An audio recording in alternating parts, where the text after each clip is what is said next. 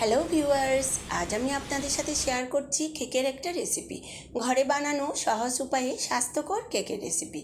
তো শুরু করছি। প্রথমে আমি বাটিতে নিয়েছি একটা ডিম ভেঙে নিয়েছি, তারপর এখানে দিয়েছি 4 চা চামচ পরিমাণ চিনি আর হাফ টিস্পুনেরও কম লবণ। লবণটা আপনারা চাইলে নাও দিতে পারেন। এখন আমি এটাকে মিশিয়ে নিচ্ছি।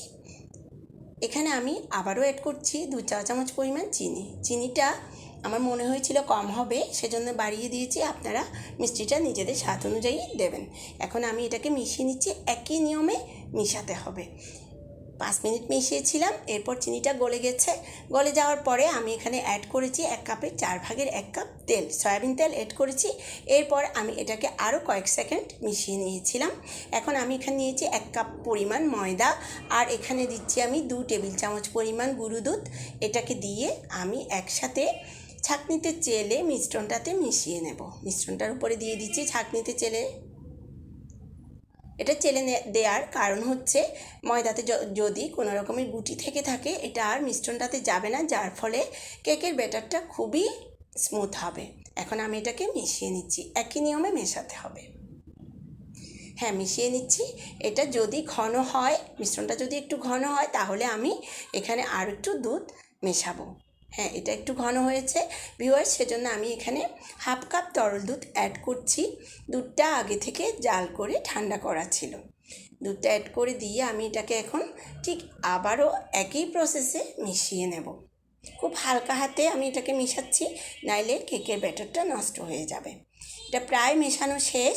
এখন আমি এখানে অ্যাড করছি 1 চা চামচ পরিমাণ বেকিং পাউডার। বেকিং পাউডারটা চাইলে আপনারা এটা ময়দা আর গুঁড়ো দুধের সাথেও দেওয়া যেতে পারতো, কিন্তু আমি এটা লাস্টে দিচ্ছি, কেননা এটা লাস্টে দিলেও কেকের টেক্সচার অনেক ভালো আসে। তো আমি এভাবে দিচ্ছি। আপনারা চাইলে এটা ময়দা আর গুঁড়ো দুধের সাথেও দিয়ে দিতে পারবেন। হ্যাঁ, এটা একদম কমপ্লিট হয়ে গেছে ব্যাটারটা।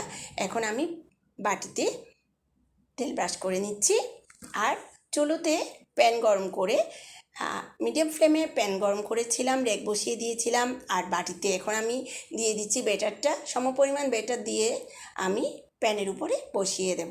এটা আমি রান্না করব 20 মিনিট মিডিয়াম ফ্লেমে ঢাকা দিয়ে। এখন বাটিগুলো বসিয়ে দিচ্ছি আর বাটির উপর সেম সাইজের বাটি দিচ্ছি, কারণ ভিতরের হিটটা যাতে ঠিক থাকে। এবার আমি এটার উপরে একটা ডেকচি বসিয়ে দিচ্ছি, হাঁড়ি বসিয়ে দিয়েছি ভিতরে হিটটা ঠিক থাকার জন্য। 20 মিনিট রান্না করেছিলাম ভিউয়ার্স। দেখেন, এটা আমার কেকটা একদম স্মুথ হয়ে গিয়েছে।